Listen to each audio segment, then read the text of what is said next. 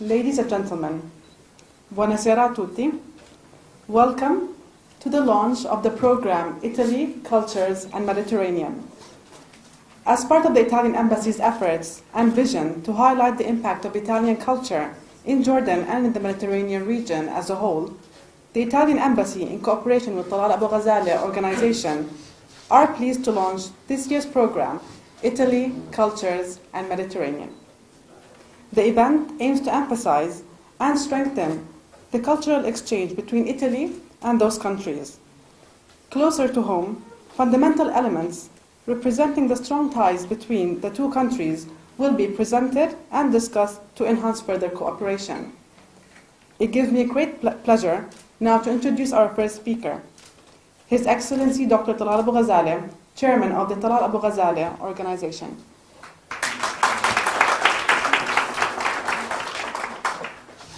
It gives me pleasure to host this event. I'm just a host. I'm here to welcome you and to take pride, express my pride in having this partnership with the Italian Embassy. When we talk about culture, we talk about Italy.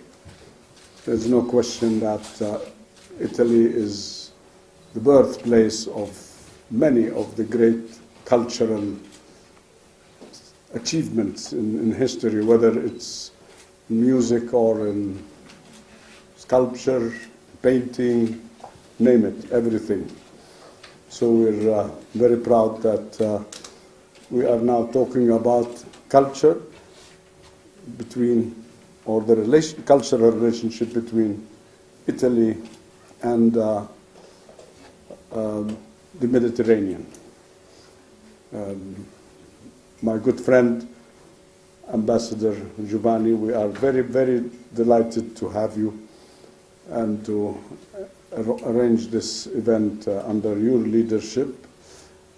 I think you should read today the article by His Excellency in Jordan Times and in Arabic in Al-Ra'i. Both excellent articles on the subject, and this subject is important to me because I look at it as the cornerstone of cooperation in this region, not just in culture.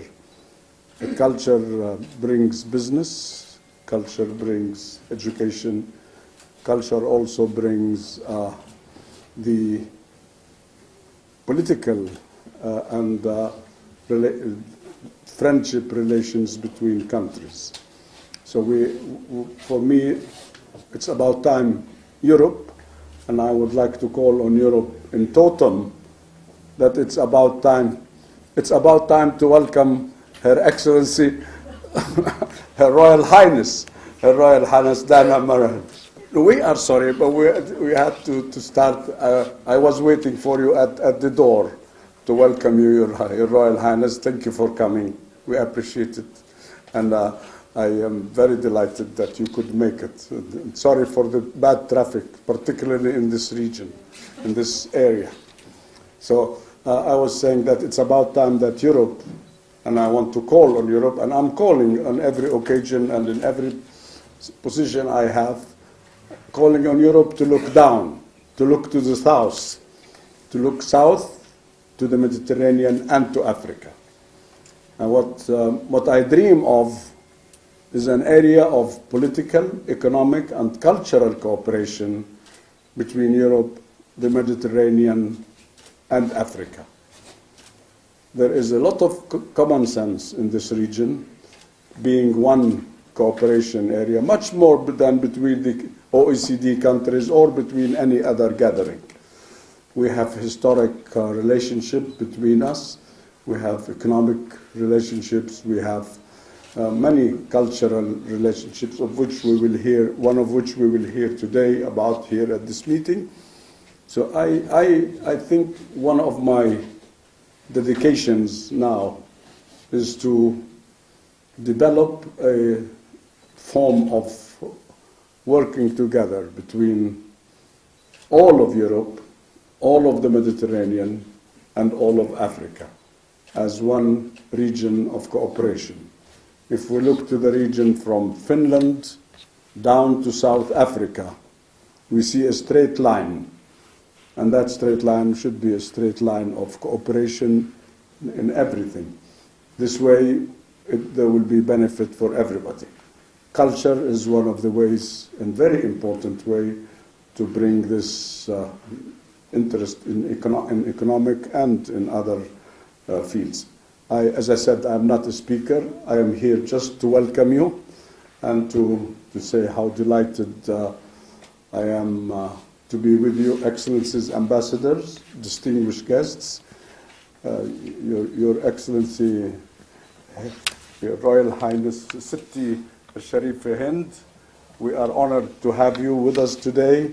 We are very proud of you, the presence of all of you.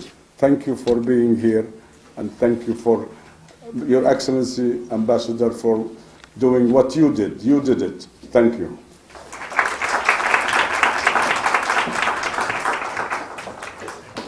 Ambassador of Italy to Jordan, Mr. Giovanni Brauzzi.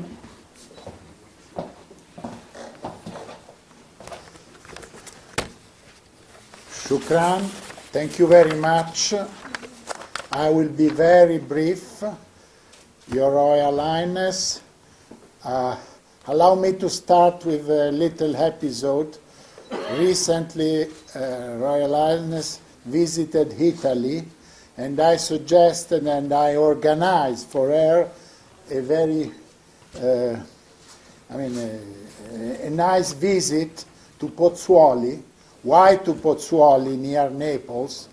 Because in Pozzuoli we have still a stone, a big a monument that was carved by Nabatean traders who had there a station.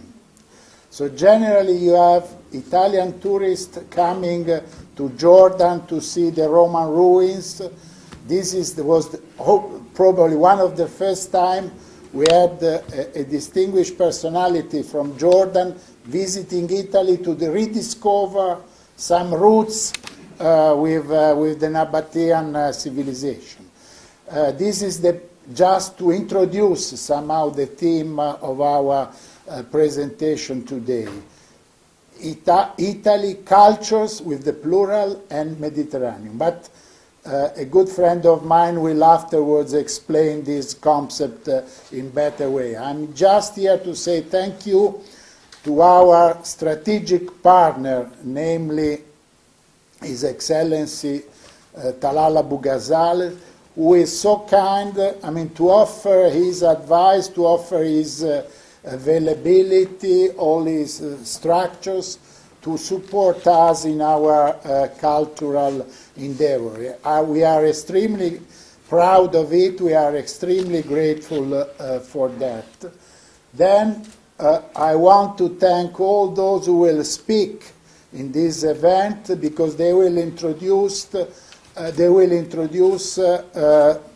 activities that under the auspices of the embassy will be had during in 2019. I'm grateful to Her Excellency Hind Sharif Nasser, through Professor Kamal Mebdin, but let me thank now my very good friend Paolo Sabatini, who is the director of the Italian Cultural Institute in Cairo. Unfortunately, we do not have an Italian Cultural Institute here in Amman, even if we have a very qualified cultural center called the Dante Alighieri Society, but the institutional cultural center of the government is in Cairo, but he is the regional coordinator for all the activities, and he will explain why, and he's a very good friend of mine, and he's a very diversified talent. You have already heard his music, but he's also a painter. He has many skills, and you will see how skilled he is in so many cultural fronts. So I'm very grateful, Paolo, for having accepted to, let's say, to sponsor this opening of these activities. We do not have anybody coming from Rome, but we have the most qualified person coming to explain the regional envergure of this effort. So I think I will stop here, and I thank you all for coming. And just let you know, don't go away at the end of it, because there will be a very nice ceremony to celebrate those who speak Italian. And then we will have, as it is customary for Italians, we will have some food. This will be a special food, but I will explain it afterwards. Thank you so much for being here tonight.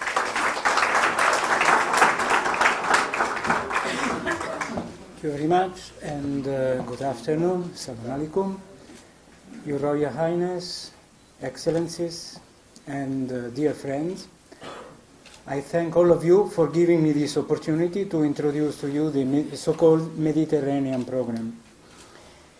Italy has developed a strategy of re-enhancing and corroborating its presence in the Mediterranean. Italy is in the center, so it has a geographic advantage which no other country has. And this is the moment, you can listen to me, it's okay, yes. And this is the moment in which we are focusing on this Mare Nostrum, our sea, Mediterranean, and in Latin, as you know, Mediterranean is a sea which stays just in the middle. Italy is in the middle of it. And this is so a regional program of the General Directorate of Culture of the Ministry of Foreign Affairs of Italy, which I have the honor to represent here. First of all, the logo. So this is a kind of memory trick, how to remember what is there. Of course, you have the Italian flag, green, white, and red. And you have two eyes, Italy and Italy. But of course, they represent the M of Mediterranean. And you have these two eyes represent two little fellows shaking the hand. And we found that this logo encompasses our mean, which is also to give a hand to everybody. And Italy is the country of helping each other, of cooperation, and of friendly welcome. And this is a very strong message in this particular moment in which there is a movement all around the Mediterranean. So Italy gives an example of good meeting and handshaking and hospitality. So this is what it is. The area is, of course, very wide, but say that the Italian program is focusing on the MENA region, Middle East and North Africa. So you have practically, the focus is on all the countries on the south zone of the Mediterranean, spanning from Morocco until Iran. So it's a very wide area and very diversified traditions, but all of them are made common by a very special quality, which is welcoming. Welcoming, love, friendship. And this is really the very common quality of all these countries, including Italy, or maybe specifically Italy. Exactly. So the concept, the Minister of Foreign Affairs, the Minister himself, develop this concept by enhancing the role of culture. We can develop a Mediterranean identity. Actually, the identity is already there, but let's say we can focus on it. That respects the many facets of our societies, promotes diversity, and thereby increases security in the Mediterranean. You see, the words have been chosen very well, because now we live in a world in which we have problems of security, and the security cannot be ensured by other means, but the means of friendship and cooperation. And these words encapsulate the goal of Italy Cultures the Mediterranean and the Mediterranean, the cultural program which it is launched this year in 2018 in the MENA countries. The program was launched in 2017, And it was launched in Palermo. Palermo is the capital, I mean, the main city of Sicily. And the history of Sicily, a place where Arabs and Normans created a basic model of social integration and religious tolerance between different peoples, is an example and a witness of this attitude. Before, I was playing one sonata by Scarlatti, the so-called Andalus sonata. So Scarlatti, the most eminent musician of the Baroque era, was the master of music at the court of Spain. And in his sonatas, he's blending European harmonies with Andalus and Arab harmonies. So this is why I choose that specific sonata. The main events of the program are a tournée of the Mediterranean String Quartet, Luca Marziali, violin, Edoardo De Angelis, violin, Roberto Molinelli, viola, Roberto Trainini, violoncello. Why I put it at the first insert? As His Excellency Dr. Abu-Ghazaleh would say, music is really the language, a common language, and everybody understands music, especially when he or she gets into harmony with the music.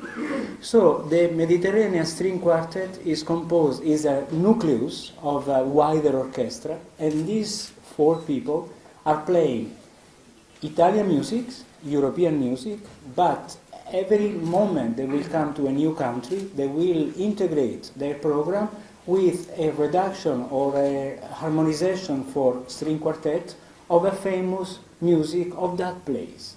So they came to Egypt 2 weeks ago. We launched the program. I launched the program in Italy, and they played Atini El Nai Wagani, the famous song, which is an immortal song by Fairuz, with the verses of Khalid Gibran.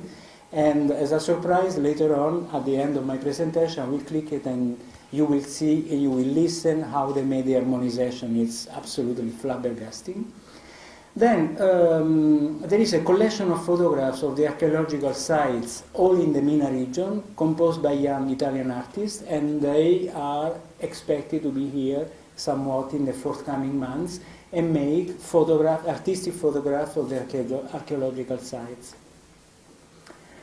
Then this was my specific idea, I'm promoting it. Italy culture is also a book culture, translation culture, and we are promoting, of course, the spreading of Italian language, but also the Italian literature should be presented through translation. So in Egypt we have more or less in many years we have collected 500 books of Italian literature translated into Arabic. Here I learned there are quite a few books of Italian literature translated into Arabic in Jordan. So my aim is to collect a wandering pavilion. In almost every country of the MENA region there are book fairs. So my idea was we make a kind of Mediterranean book fair of all the books which have been published in this region, and they move all around the region. So it will be mainly an Arabic translation of Italian literature, but this will show that actually all these countries, albeit so different, they are interested in very common traditions and literature masterpieces.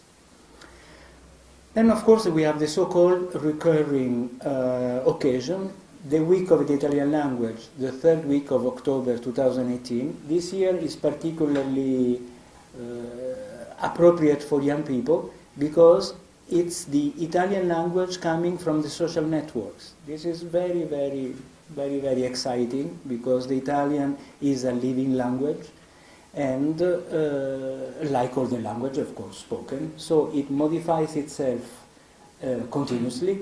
And so the new media, the Twitter, the Instagram, the internet have changed also the way in which people communicate between each other. And so we are trying to examine all around the region what is the new language created by the young people through internet. And you will see that some of the language is, I'm using an expression which is a little bit difficult, meta-linguistic, because in addition to words, the young people use the so-called icons. And an icon is an explanation in itself. So the interaction between images and words, very interesting. Then also here in Amman, like in all the other countries of the Mediterranean, we have the week of the Italian cuisine, the third week of November. I am not anticipating anything because this will be, I guess, a very important endeavor by the Italian embassy in Amman, and this will be in the third week of November 2018. As the Ambassador Brauzzi was saying, you will have an appetizer with a very famous cake prepared by Madame, the wife of the ambassador herself. So you will see. Now, we have another recurrent occasion which I promoted in Egypt. I've been in Egypt 4 years of a very, very strenuous work. And we are being collecting the findings and the results of all the Italian archaeological missions in the MENA countries. Only in Egypt we have 22 missions. In Jordan we have, of course, a very, very important tradition of archaeology, and I understand that there will be an occasion here celebrating the Italian archaeology in Jordan. And but we have been trying to elaborate an Italian strategy to archaeological missions.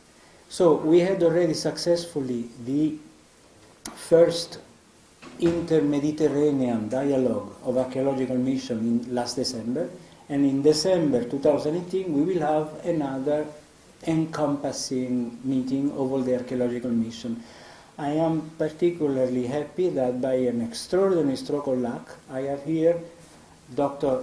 Mohamed Kenawi, who is Director of Department of the Bibliotheca Alexandrina, and he is a very, very distinguished Egyptologist, and he is here in Jordan for training of Jordan archaeologists, and you will, Mohamed, thank you very much. I am really feeling very happy that you are here. And so yesterday, by a very nice occasion, I met your young Minister of Tourism and Antiquities, and I jumped onto the occasion and say, Mr. Minister, will you attend the regional meeting on archaeology? And he said, of course, she will come. So most probably, if the government allows and if it falls within the strategy of the Italian embassy, we will have maybe also the presence of some Jordanian authorities. The last but not least, and I don't want to capture your attention for so long, in preparation of the anniversary of the death of Dante Alighieri in 2021, thanks to the generosity and hospitality of Her Excellency in Nasser, we will have a calligraphic exhibition of verses of writing the Divine Comedy, and the opening will be tomorrow, but I'm sure that Her Excellencies will expand on that directly. I love talking in public. I can stay here for hours, but I will not profit from your benevolence. And I am going now to show to you a 4-minute video which I made. It's a little bit amateurial, but it gives you an impression of the reduction for string quartet of the Athenian. Thank you very much.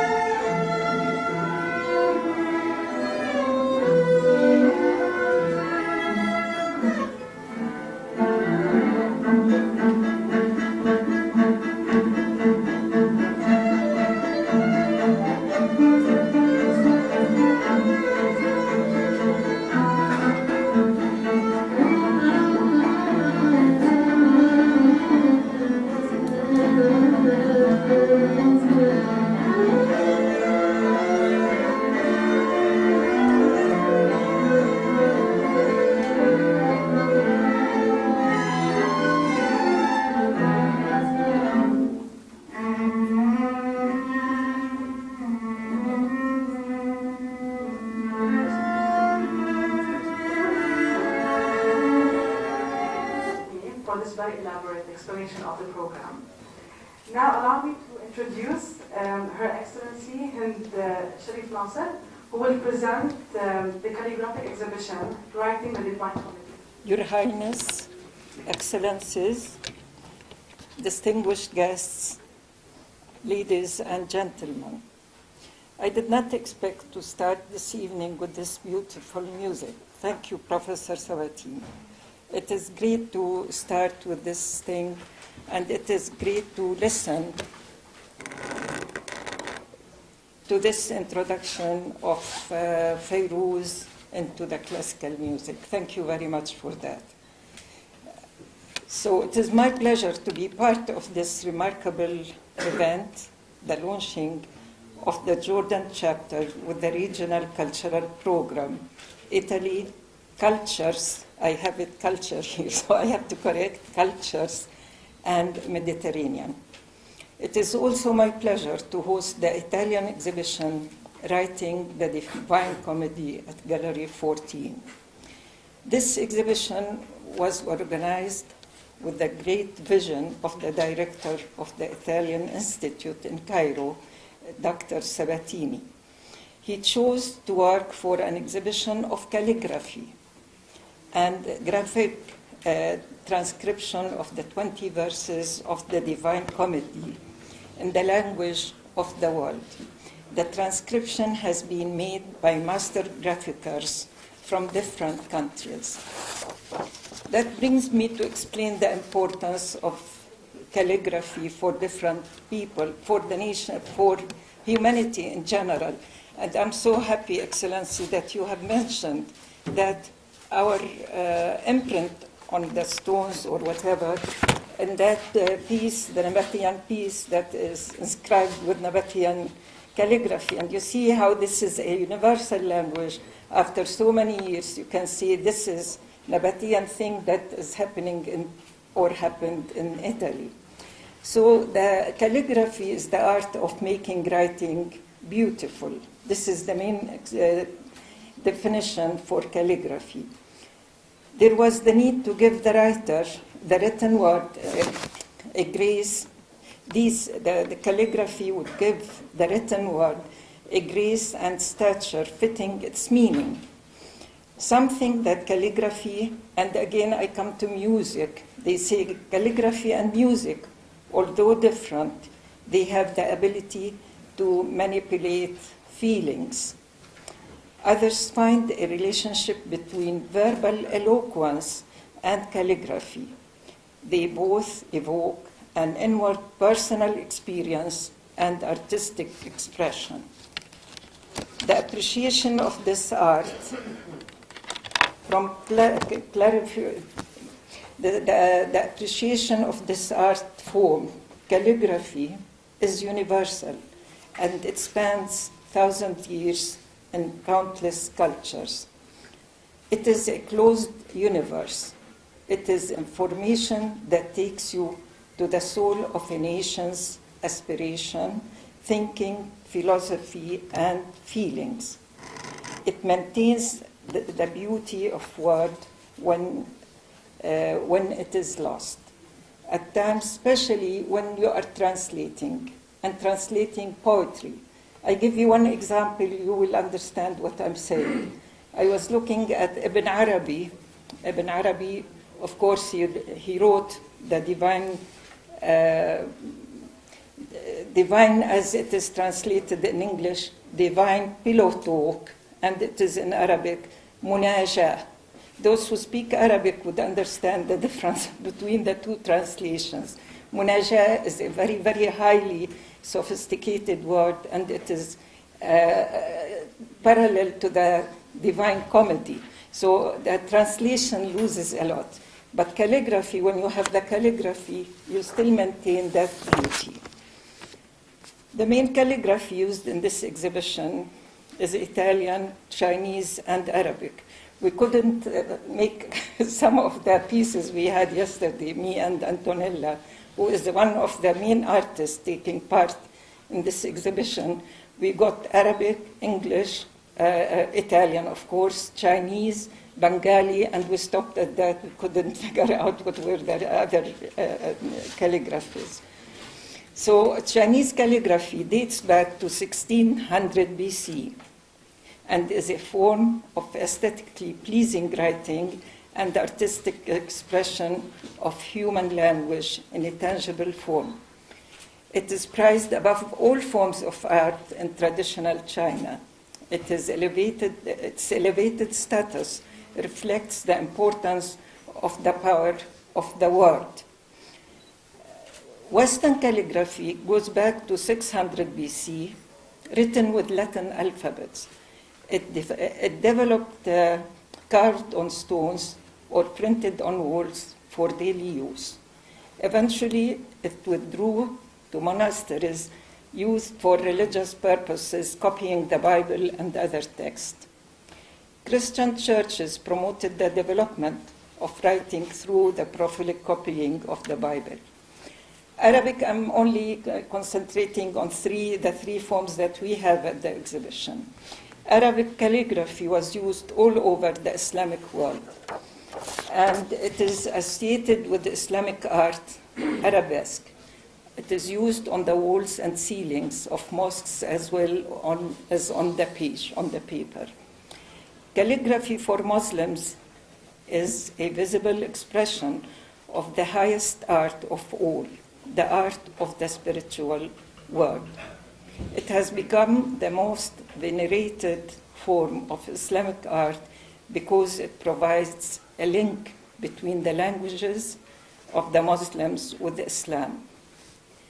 In this exhibition, the exhibition of the 20 verses of the Divine Comedy of Dante, Dante wanted to condense into these 21 verses the general concept of the Divine Comedy. He described a tortured, frightening forest representing the period of confusion in his life. He takes his personal path of sacrifice to reach redemption or to reach light. So he says, midway upon the journey of our life, this is the beginning of the 21 verses, and we have this verse as the opening work at the gallery, في منتصف طريق حياتنا. I found myself within a dark forest, for the straight forward path had been lost. So he was trying to find himself and to find his path, which he eventually found.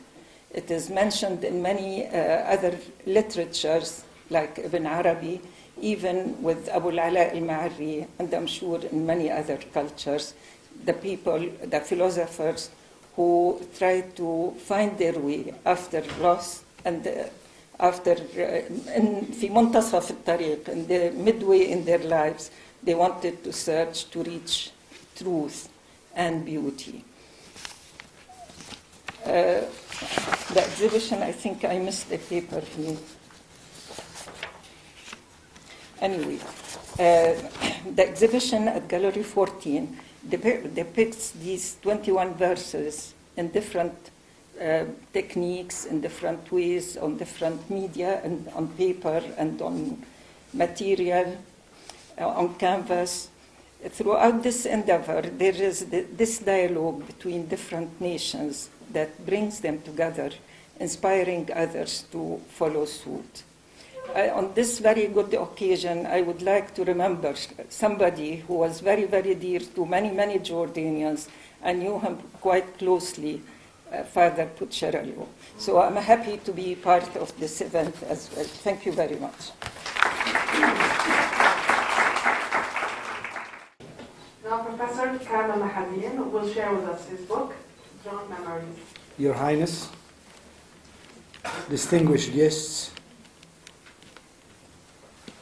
Dr. Talal Abu-Ghazaleh, Your Excellency, the Ambassador of Italy to Jordan, dear colleagues, for the last 30 years I've been traveling through the world and the Mediterranean.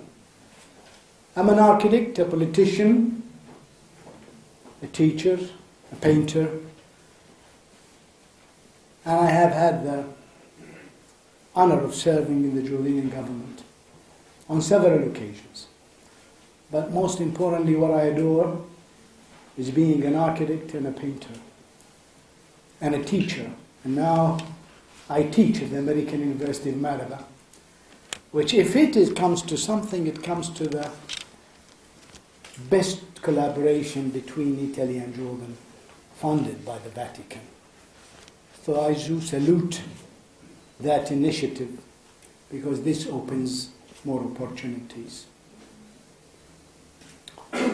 I come from a town called Karak. And my background, I come from Al-Azizat family, if you have known it. And we became a Mahadin, which means a few hundred years back. We are the only branch of Azizat that we became Muslims, so we have two religions in our blood, so thanks God. Why I am here to speak about drawn memories. For the last 25 years I've been carrying a diary memoir. I have 120 diary books. Wherever I travel, I have a black and white travel sketchbook, a watercolor kit, and I have more than 15,000 pages and 6,000 watercolors from all over the world. At least 1/4 of these are from Italy. When I published my book, Drawn Memories, I thought the best thing to do is to record what I have seen. And this is my 7th book. When I published that book, I selected the best drawings I thought, and I put a quote from what I think about life.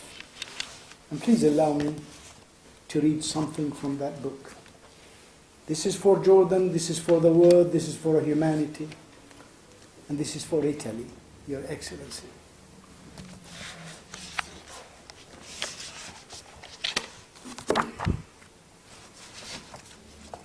When forced with challenge, go for it. The future of the nation is in the eyes of its wise people. The future of the nation is in the morals of its youth. When forced with challenge, go for it. When spoken to, listen and keep on listening. Therefore, work out to build up more wise men and women with clear conscience. Therefore, keep on raising our kids on good ethics and teach them to do good deeds. Leave traces of love wherever you are and think of helping old people. Protect your country with passion, devotion and love.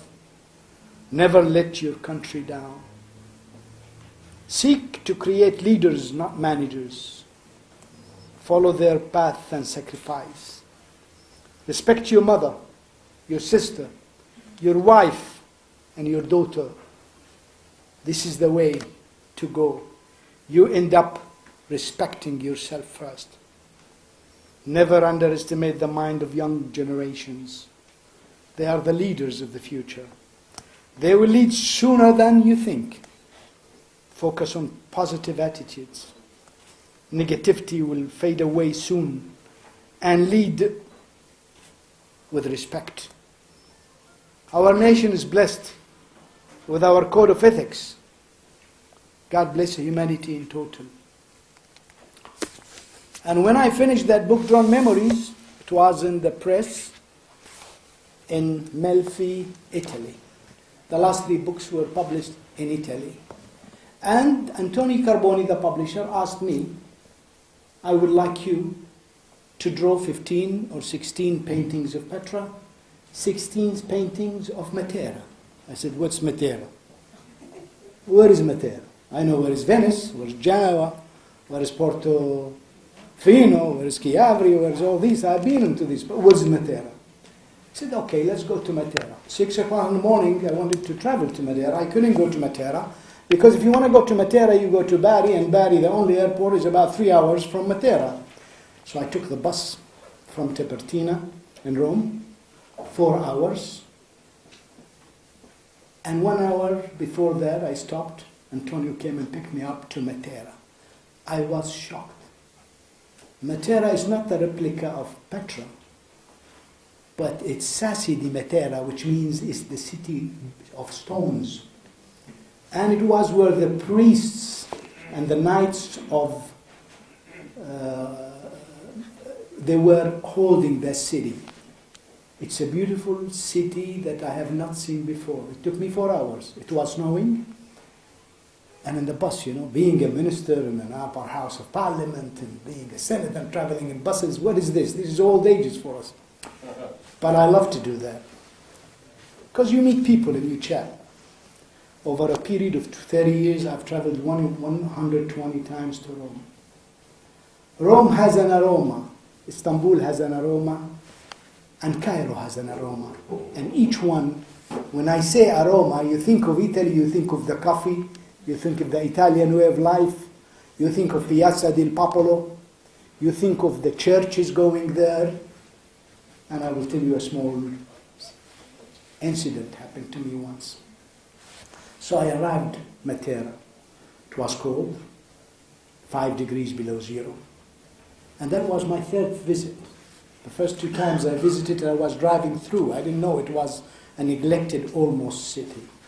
And he told me it is the cultural city of Europe for 2019. And I would like you to author a book. I said, me author a book? He said, yeah, in Italian and in English. Now I'm speaking English, Italian and English. You know how when you go to Italy, everything turns out to be Italian, even if you speak English.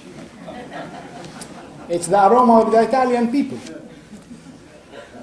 Because so many civilizations occupied the Mediterranean, and one of the few aromas that's still living there is the Italian Roman flavor within the 10 Decapolis cities. And once somebody asked me, why you love this Italian so much? I said, okay, look at the Arabs. We have a Sicilian aroma. We have an Arabian blood. And we have a European mind. This is the Mediterranean. The Mediterranean is a mix of cultures. So I went to Matera and I started painting. Usually, somebody told me today, where is your presentation? I said, my presentation will be on the back. And this is my first exhibition in Jordan and in the world for the last 30 years. I've never exhibited my work.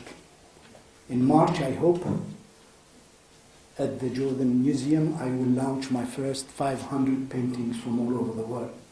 But thank you, Your Excellency, for giving me this opportunity. So I painted Matera, and I went in, I saw the stone caves, and I've seen the food, and I've seen the replica. I didn't know that there is a twinning between Petra and Matera, though for my best chance and my best post I ever had. Though I was in charge of Aqaba during the Arab Spring, and I was proud of that.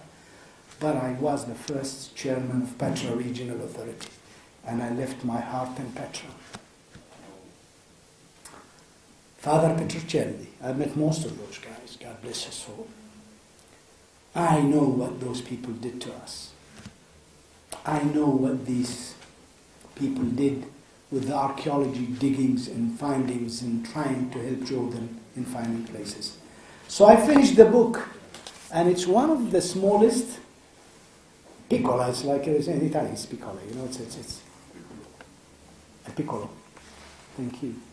And I put 12 of Materas and 12 of Petra in Italian and in English. And we made copies of this book. But fortunately, or fortunately, it's for the European market.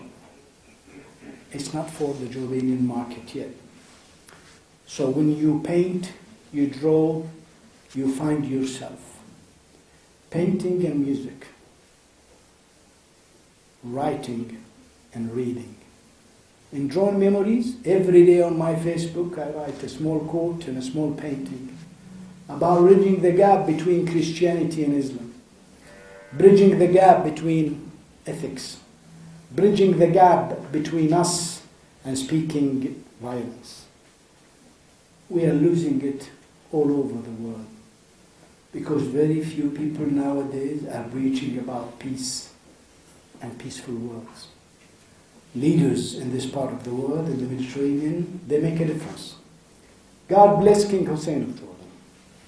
God bless Nelson Mandela. God bless Mother Teresa.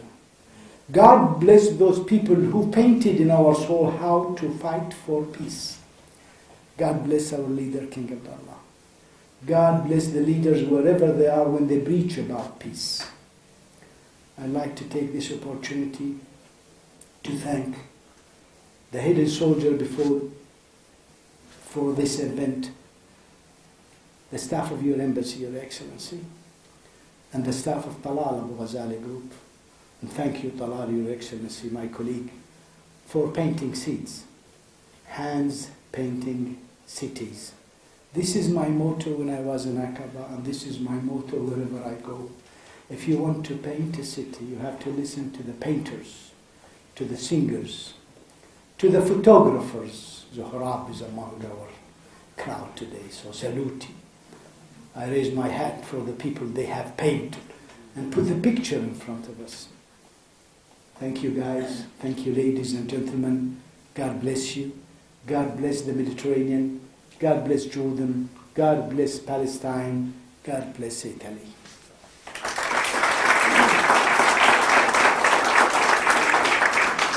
Thank you, Professor. You have done Khaled, Qatera, and Petra proud. Now, please join me in watching a short video on the International Conference on History and Archaeology in Jordan that was created by the University of Jordan.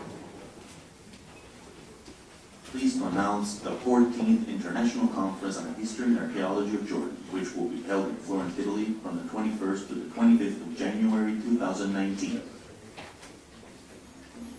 The ICHAD Conference, organized every 3 years, is an event of primary importance for the scientific community of archaeologists and historians who, at an international level, are interested in Jordan, the Middle East, the Mediterranean, and the long-term Euro-Mediterranean cultural relations. The first ICHAD Conference was held in Oxford in 1980 as an initiative of His Royal Highness Prince Hassan bin Talal, one of the world's leading intellectuals of the Arab community, under whose patronage the conference continues to be organized. Since 1980, the ICHAD Conference has been hosted in the major cultural capitals and in the most important research institutes of the world. The ICHAD Conference aims at highlighting the role played by historical communities attested in Jordan in the development of the Euro-Mediterranean and Near Eastern civilizations. The theme chosen for the 2019 edition of the Culture and Crisis, Flows of People, Artifacts and Ideas, adds value to the scientific commitment to interpret crisis as an accelerator of historical processes and as a release and spread of creative energy among social-cultural groups. In this framework, the ICHAD aspires to integrate scientific knowledge and the civilizing mission of science as a tool for regional and global participation and to contrast all instrumental and propaganda uses of history. Excellency, allow me to first thank you, please. Rest of them are fine. I'd like to invite to the podium Dr. Margherita Moscardini, Mr. Franco Cerelli, and Ms. Mariana Loredano. Will share with us the initiative for the 10th anniversary of Professor Father Michele Picciarelli. Fadil, Her Royal Highness, Excellencies, distinguished friends. So first of all, let me to say thanks for our ambassador, His Excellency Giovanni Brauzzi, that he gave me the opportunity to talk about of one of our legacy here in Jordan, that is Father Michele Piccirillo, one of the great archaeologists of the region, and that I have the luck and the opportunity to work with him from 1994. And I have to say that even he's passed away 10 years ago, I'm still working even about his project that they still run until now. My speech, it will be to remember him in short, and also to give a list of the events that we are trying to do and we propose about his 10th anniversary of this year. As I told you, is 10 years that the 26th October of 2008, he left us. but his body, not his legacy, his tradition, his work, that everybody, when they can go around in the region of Madaba to Bafrak, and even the south of Jordan until Petra, they can see, all his work and everything that he do it to show, us the treasure that they are, the archaeological remains and history and ruins that we have here in the country. Just a second. Okay. So, this speech is already organized by another two friends, that is the architect Claudio Cimino, that it was director of Madaba Mosaic School from 1992 to 1996, and also the Dr. Francesco Benedettucci, that is one of the collaborators of Father Piccirillo and is an archaeologist. But I would like also to mention a small things that I found in the diary of Father Michele. That is this small mosaic that you see there, that is say, the art is peace, the intelligence is dialogue. So peace, peace, peace. Continue to come back in his, from the beginning to his life. And before he passed away, he asked Father Claudio Bottini, that it was one of his colleagues and collaborator of in the Studium Biblicum Franciscanum, that if one day arrived the real peace in Palestine, to use one of his books, as he did in 1994, to sign the peace between the Palestinians and the Israel. So, let's do talking even about of this event, but I would like to remember in small things that related who was Father Michele Piccirillo. But Father Michele Piccirillo was a monk from the custody of Holy Land, and a Franciscan, and it was a professor of in archaeologist, but it's a little bit strange as an archaeologist because he did a lot of things. And you can imagine in 1982-85 an archaeologist talking about conservation, how much it was important. He established two schools, one in Madaba, another one in Palestine. And also we were ready to open another school in Hama in Syria, but unfortunately, the Arab Spring, doesn't let us to give this school also for that country. Here we have one photo of Father Michele where he was working in Ulmarasas, that is an archaeological site of UNESCO, World Cultural Heritage, that he working a lot, to become also this city as a UNESCO site. And let me now to remember a little bit things, about these events that we are trying to do for this year. As I told you, in the 26th of October, it will be the 10th anniversary of Father Michele, and his spiritual, human, and scientific heritage, and his strong personality are still very present among us collaborators, followers, archaeologists, and friends. His archaeological activity, conducted mainly in Jordan, but also in Palestine, Israel, and Syria, and I have to say also in Egypt, because we have several work in Alexandria, has resulted an impressive amount of new knowledge that has profoundly influenced the historical studies on the region, particularly as regard of the late ancient age and the Byzantine, until the beginning of the Islamic era. As an archaeologist, Father Michele has combined a great attention to the conservation and the protection of historical archaeological heritage, which in the course of over 30 years of activity has seen him active in the preservation of a large number of work, mosaics, and many, many other things. The last work that I was, performed and finished, it was the church of the Basilica of Nigo. So otherwise, all these things, they were destined to disappear. It is also known that Piccirillo has dedicated special care for the local community. He has a special love with the people of his village, Faisalia, where from this was not just from him, but it was also from the other Franciscan that they worked there from 1932, working and teaching the local people of the village, to let them to know how much they were important, this heritage, and also to teach them to preserve. So we used to do in a school in field, so teaching them how to restore and even to understand how much they were important.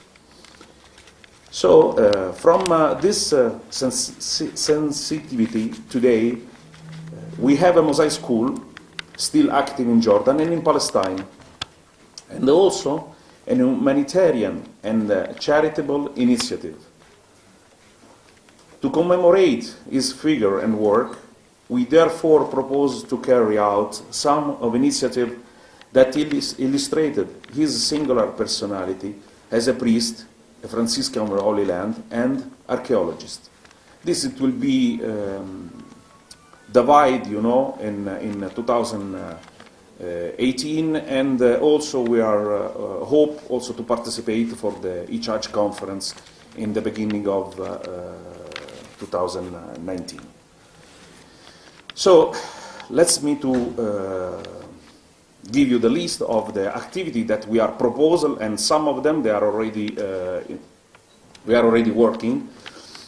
First of all, we are thinking that we have to dedicate, to his name, the archaeological park of Madaba. There, it was one of the places that is in his creation. There we have several mosaics and more than 10 years of work of him. And here we are working with the Madaba Archaeological Society by one of his good friend of Madaba, that is Dr. Bassam Toual, the municipality of Madaba, the Ministry of Tourism and Antiquities of Jordan. And this is, it's also to say thanks from the people of Madaba for his work.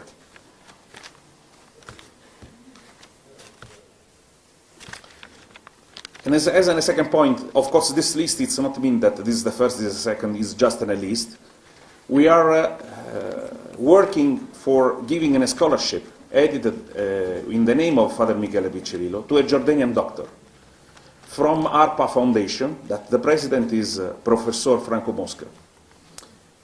And this I discovered something very incredible in the last days when I was trying to collect the information and to understand how is coming this idea. This idea became in the 26th of August 2008, where he was in the hospital in Pisa, and His Royal Highness Prince Hassan bin Talal, he went to visit him. I want to also mention the friendship that Father Piccirillo he has with His Royal Highness. Normally, I used to know that every time Father Piccirillo he prepared a book, the first one had to read, it was the Prince Hassan. And it was also the same from him to Father Piccirillo. So, he visited him in the hospital with the City Arwad, and there he launched, this idea in a cooperation by the Faculty of Medicine of the University of Pisa and the hospitals of Jordan. So now we are working for that, to give him a scholarship, for the Jordanian doctor.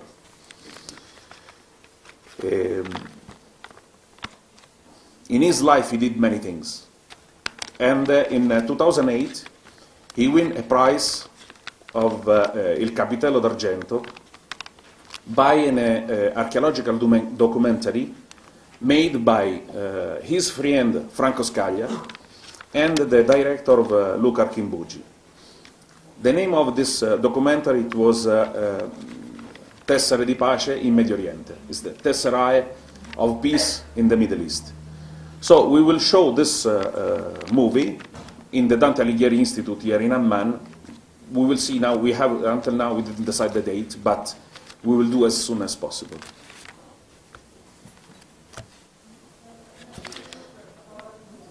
In Nebo, before we finish the restoration of church, we receive a gift of an organ, pipe organ. We already did three concerts here in Jordan with that, and we are organized by the Terra Santa Organ Festival and a concert organized by Fra Riccardo Ceriani in September 2018. This concert, it will be in a cantata the burial of Moses at Mount Nebo, made by the master, Father Armando Pierucci, that is the master organ of the Holy Sepulchre. And this is also another element that you can know how many things he did, this archaeologist, and he's not only the archaeologist. He committed this cantata special for Nebo, and never was performed in public. So it will be in a great event, in a great time, to perform this cantata. They are trying to organize this with the Syrian Symphony Orchestra, and inshallah we can have this possibility of perform with that.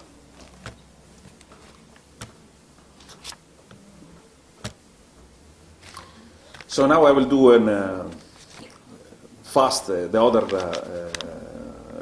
events that we are working in that. We will have an event in the Archaeological University of Vienna by Dr. Abbas Maamarne, Dr. Claudine Dauphin, and Dr. Davide Bianchi, and also with the help and the support of Dr. Marco Marzeddu, that it was responsible for cultural here in the Italian embassy. I'm so sorry.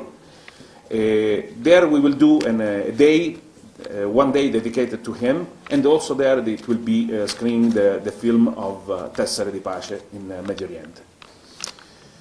In Milan, we will have, in the occasion of the day of the Holy Land edition, Edizione di Terra Santa, in the Catholic University of Milan, in the 4th of May.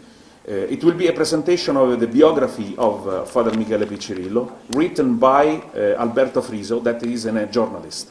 Also, we will have a presentation by one of his friends of the beginning of his work here in Jordan, Maurizio Villa, that he will show how many volunteers was working with them. In the context of the Day of the Volunteers in Rome,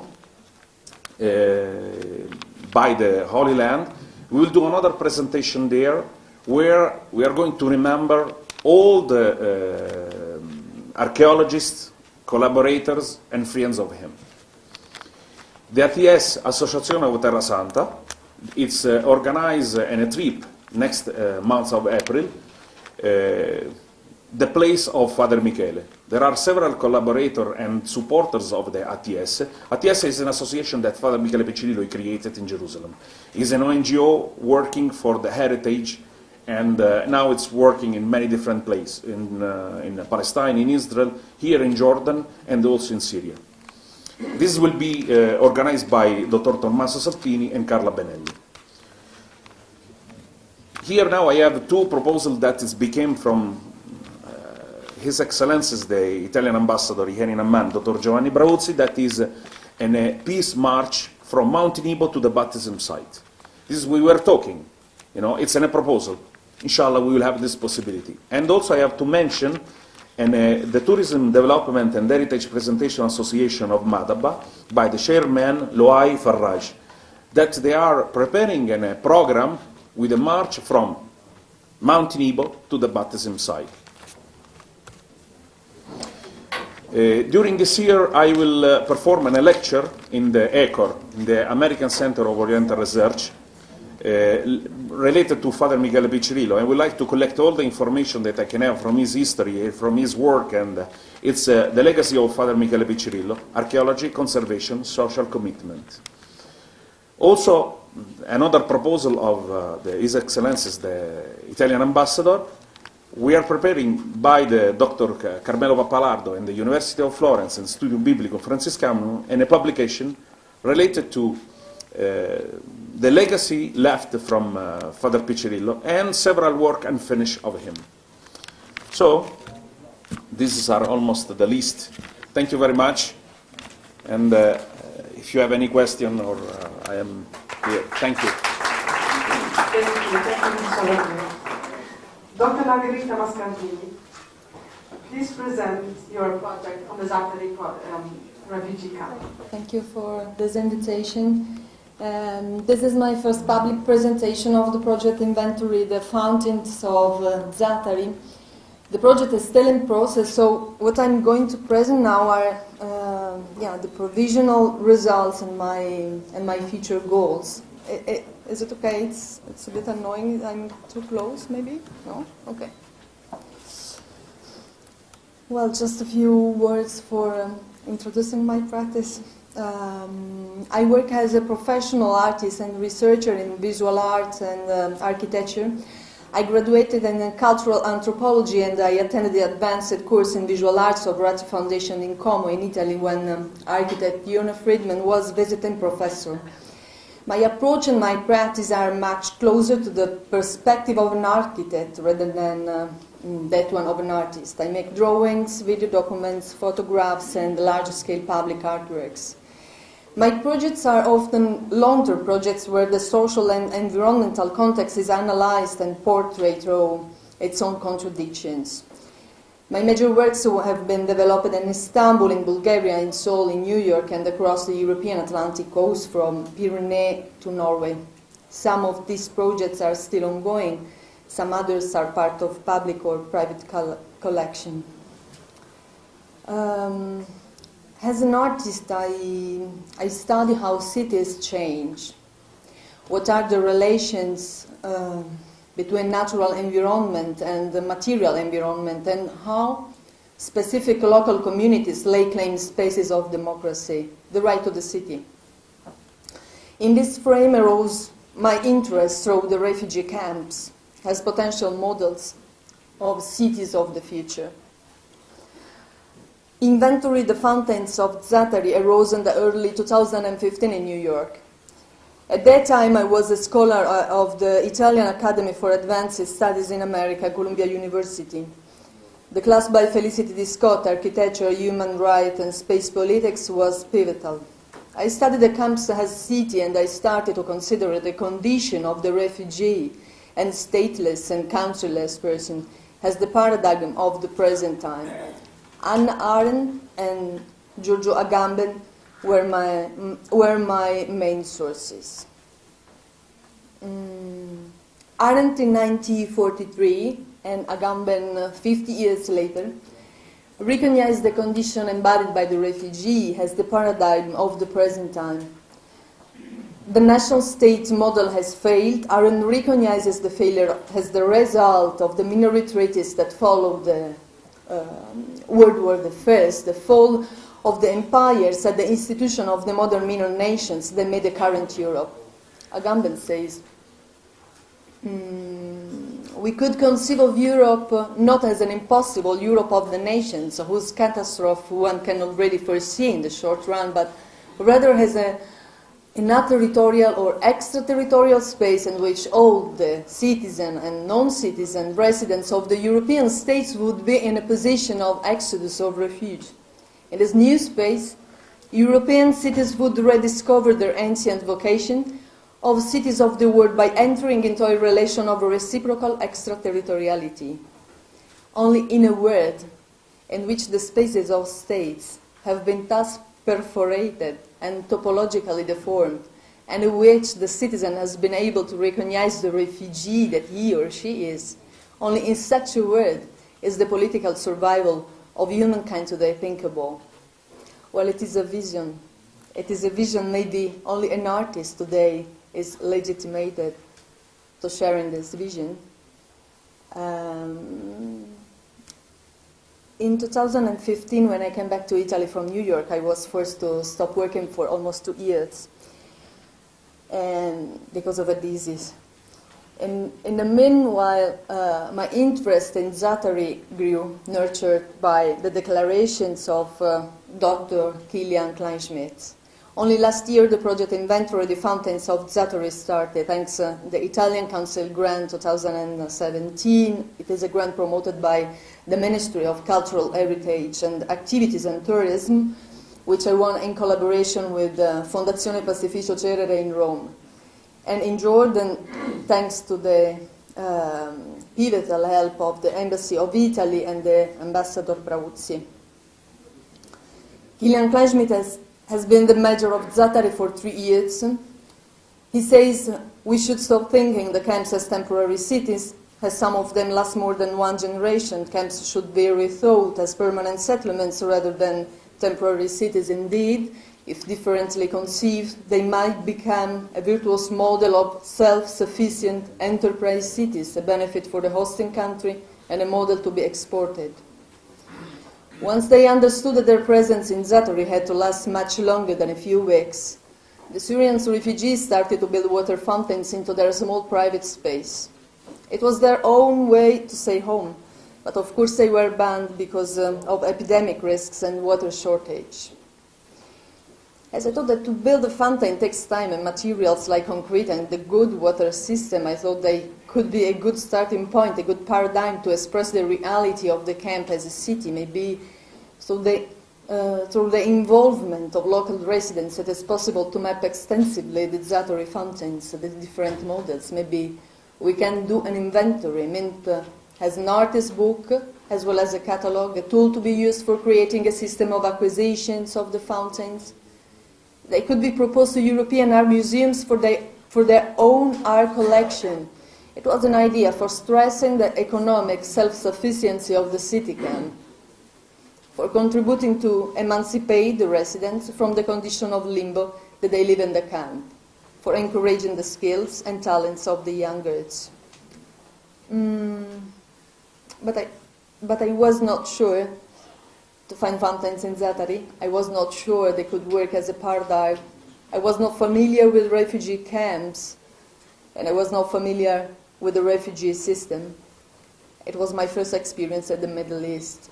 That is why I looked for a collaborator who had already experienced at Zaatari camp, a person able to work as an assistant and interpreter as well. Marta Berlingreri is a journalist and expert of Middle East. And our first mission in Jordan took place last October. For 3 weeks, we traveled to Zaatari every day. I tried to find direct connections with the organization based in the camp, but spontaneously we started working directly with a group of Syrian residents which accepted to get involved in the project. They are part of the Zaatari Artists Collective. Each of them...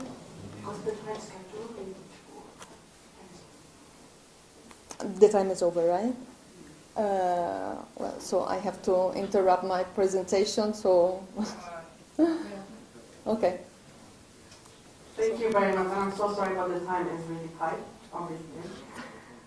So, Ms. Ariana Barilaro is the General Director of the newly established GIFCO, which is the Jordan-Italian Forum for Cooperation. She will share with us more information about that.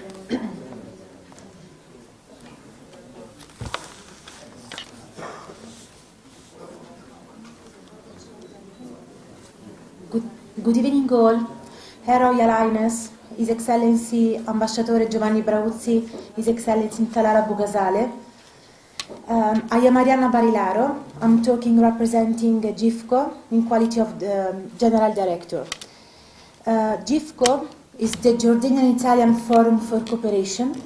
It's a non-profit association that was launched in September 2017. With aim to revitalize the previous business forum, the main objectives of GIFCO are to develop the commercial, cultural and social cooperation between Italy and Jordan by promoting the exchange of people, experiences, equipments and capital, encouraging direct and indirect investments.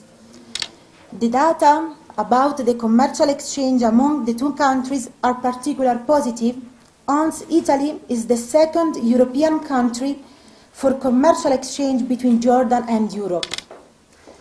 And we believe that we must do more to bring the Jordanian excellencies and products in Europe. And we trust that Italy could be the right gateway for this purpose. Specifically around the concept of gateway born GIFCO. We call it GIFCO like an Italian gateway in Jordan. We thank the Italian Embassy for the constant support. As well, we thank Abu-Ghazaleh organization for the sincere and professional commitment in order to boost culture and social development and dialogue in the Mediterranean country area. Let me thank also, at least but not last, Dr. Omar Al-Jazi, who came here for supporting me in quality of president of GIFCO, for his commitment for running and with me the association. The time is over, but I would like to close with a small part of a poem called Mediterraneo from our Eugenio Montale, Nobel Prize in Literature in 1975. I am not able to translate Italian literature, Italian art. I need to speak Italian. Sorry, and sorry, anybody can translate in Arabic as well in English. The small part of the poem that I choose to bring here this evening said, ancora terre straniere forse ci accoglieranno, smarriremo la memoria del sole, dalla mente ci cadrà il tintinnare delle rime. Thank you. I will try to translate. Foreigner lands, maybe we lost us. We will lose the memory of the sun, and again, from our mind, tintinnare, the rumor of the rhymes will remarks in our mind. It's very difficult to say tintinnare in English. Thank you for your time. Good evening all.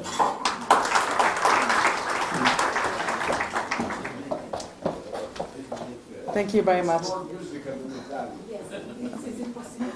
So it seems like I'm the last speaker tonight, and I promise not to take a lot of your time actually.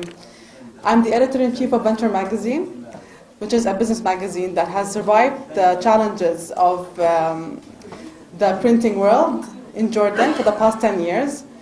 I must say that what makes us special is that we have, for the past 10 years, covered business world in Jordan and the economy as well. But we've also shed light on foreign investment in Jordan. That's why this month we have decided to shed some light on the Italian investment and presence in Jordan as well. As part of the feature, we have spoken with the ambassador, of course, and with some people who are heavily involved in the Italian presence in Jordan, including Italians and Jordanians, such as Ms. Barillaro. I won't take time, so thank you very much for your time here. Thank you for coming. And vorrei parlare un po' in italiano. Sono molto felice di essere qui con voi, perché posso parlare di un paese dove ho studiato e un paese che amo molto. Allora, grazie mille. Thank you very much for your time.